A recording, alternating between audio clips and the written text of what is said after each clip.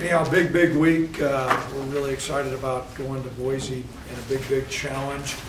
A couple things in review. Obviously, winning last week on the road was a big step for our football program, a place that we've had a hard time playing since I've been our head coach, and even prior to that. You know, the turnover margin really was in our favor, which helped. I think our football team learned a lot about ourselves, and teams change during the course of the year, and so we're at the halfway point that we need to continue to improve. Looking at Boise State, I think first of all we want to credit Boise State's coaching staff and Coach Harsin. It's obvious they've done a great job bringing this football team along. As I look at tape on them through the year, they've improved. That's an indication to me that those players trust their coaches and they believe in their system, and they came up with a convincing win against a great football team, San Diego State, on the road. And so big step for Boise State, and a big challenge for us as we go to Boise and take them on. A little bit that's unique about Boise, they're playing two quarterbacks, and that had not been what they had done, at least since I've been our head coach. Rippon and Kozar both throwing the ball well, completing over 60% of the passes, and I think they're taking care of the football. They got a solid running game with Madsen. He's their leading rusher. The other thing that's really become apparent is their defense is very aggressive, and they're strong at the point of attack. I'm particularly impressed with how they tackle, they cancel gaps, they pressure the quarterback, they shut run lanes down, and so as a result, a big challenge there. And then obviously they're really strong on special teams. You know, they turned the field over, excellent punt returner. They were explosive against San Diego State. A little bit about our health. We're banged up, but I think everybody that played during this last week will play against Boise, and we're also encouraged. We think we'll have Caden Jackson back, and so that's going to be a guy that is a seasoned veteran player. We'll know a little bit more, but I would say right now it would be probable for him to return. I think the biggest thing that's giving us our football team an advantage to win currently, I believe we're third in the country in turnover margin, and that's probably the most important statistic that there is. I think our defensive guys are doing a great job ball hawking, and we're doing a good job taking care of the football. Now this is going to be a big challenge this week, but I know our players are excited about it. We're 2-0 in the conference play. Boise's set really well, and so as you get into the heart of the schedule here, there's a lot to play for. So at this time, I'll open up to any questions from the audience or anybody that's on the phone. Craig, you mentioned the two quarterback things at Boise, but it seemed like, I know they had struggled running the football early in the season. It seems like Mattinson has really, found his mark. Mm-hmm. Has that been a big step in their offensive efficiency, is getting that run game going, particularly at the running back spot? Well, it makes it much more challenging, Robert, when you're looking at defending and you have to defend everything. Then where if you've got just a one-dimensional offense that you're playing against, particularly if they're just going to throw and they haven't been effective in the running game, that makes a big difference, and they're generating yards.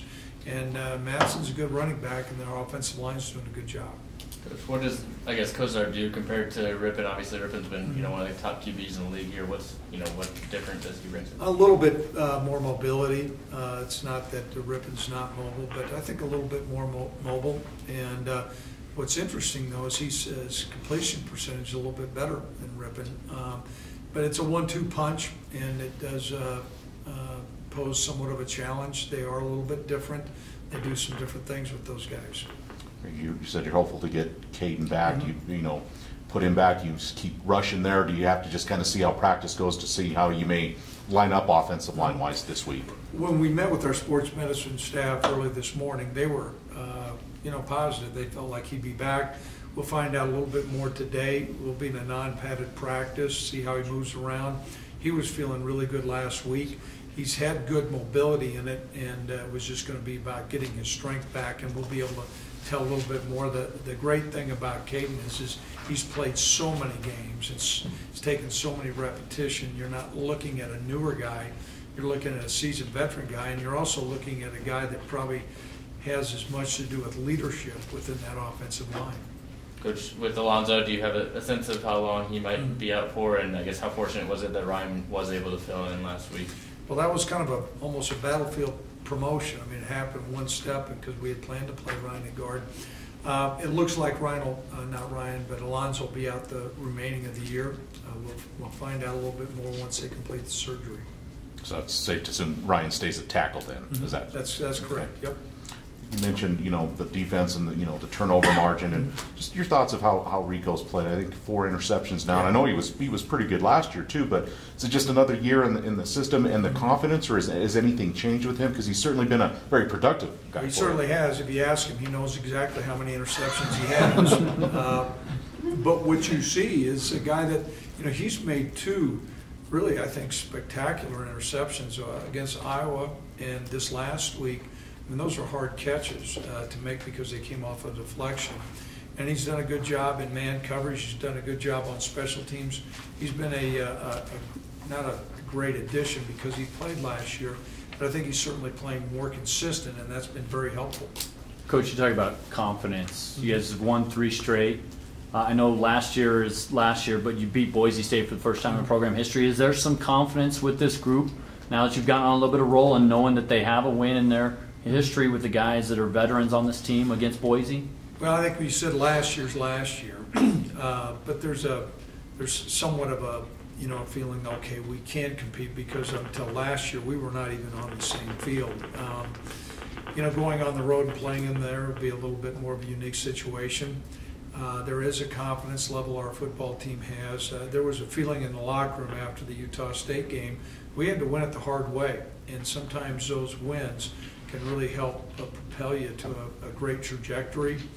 This will be a new week, but there's no doubt our players are playing with a great deal of confidence. They're enjoying being around one another. There's a great deal of energy on the practice field. I had breakfast with them this morning, and I know our guys are excited about playing this game. Coach, looks like Josh has been doing more and more in the run game with kind of option-type plays. Is that something that you guys are pretty comfortable with him, and I guess is that a balance with not wanting him to take too many hits, I guess? Well, we've always had part of our game plan on short yardage. I mean, he came up with a great pitch, and I think that's an indication of his athleticism. The other thing is he's 235 pounds, 6'6". He runs well, and so we'll pick and choose our time when Coach Beacon dials up a predetermined run. And the other thing Josh did during that game, I mean, he took a lot of shots, but he kept on coming back, and he made some plays with his legs, made some plays with his arm too.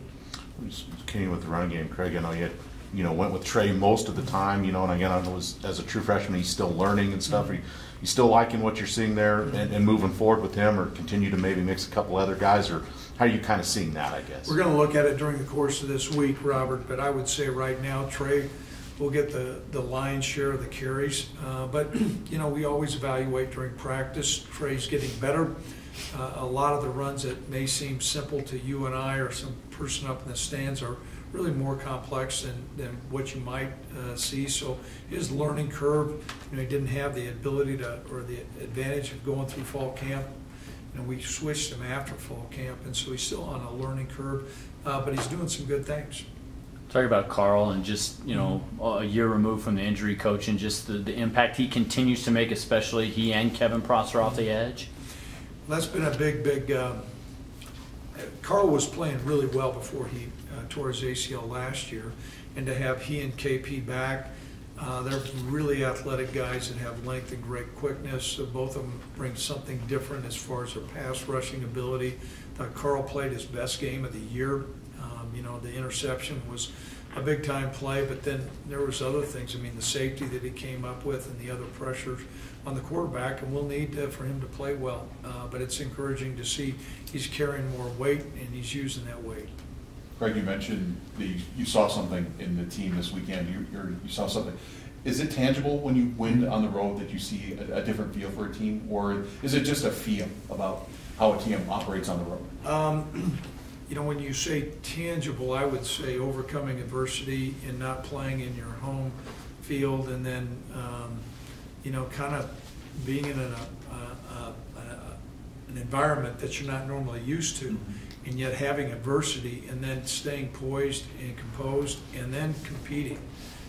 There was no time during that game that our players ever felt like okay, here we go again. And that, quite frankly, had been the case before. That culture has changed.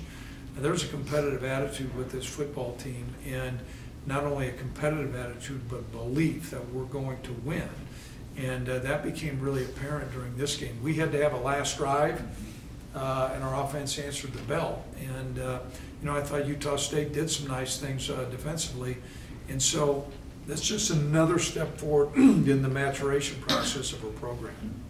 You mentioned, how aggressive the Boise defense is. Does it start somewhere? Does it start up front? Is it the active linebackers? Where does it kind of start from? When of all the good things you said about them, where does it start, I guess? Well, I think it all meshes together, because you can be aggressive all you want to up front, but if you're not strong in the back end, you're going to have some holes. And they I don't want to say take some chances, because what they do is well thought out.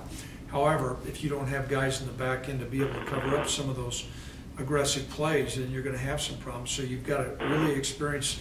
I know one corner, Horton's played, it seemed like forever, but you've got a really aggressive defensive front. I mean, those guys are penetrating, they're shooting gaps, they're very disruptive, and those pose problems for our style of offense. It seemed like Cash had a really strong game on Saturday. I know he played some for you guys last year, but this year taking over that starting spot, how have you seen him kind of mature in that role? Well, I think the biggest thing was he didn't have a cast on, and he's been playing the last couple of weeks with the club. And when you're a linebacker, some guys can get acclimated to tackling with a club. He really had a hard time doing that. I think the fact that the pins were out and he was able to play with a brace, he was able to grasp more, and I think maybe in the first half he might have had 11 tackles and he forced a fumble, so it was his best game. Greg, I know you mentioned all the guys that played last week. I know Johanna, you mentioned kind of some sort of foot thing that seems to be okay right now. Yeah, the indication we were given today was, he may miss today's practice, but they felt like by Tuesday he'll be fine, ready to go. Other guys, at least that happen out, like Adam and Sid, still continue. Shiloh still continue to be out. Shiloh will be out. Adam will be out. Sid will be out.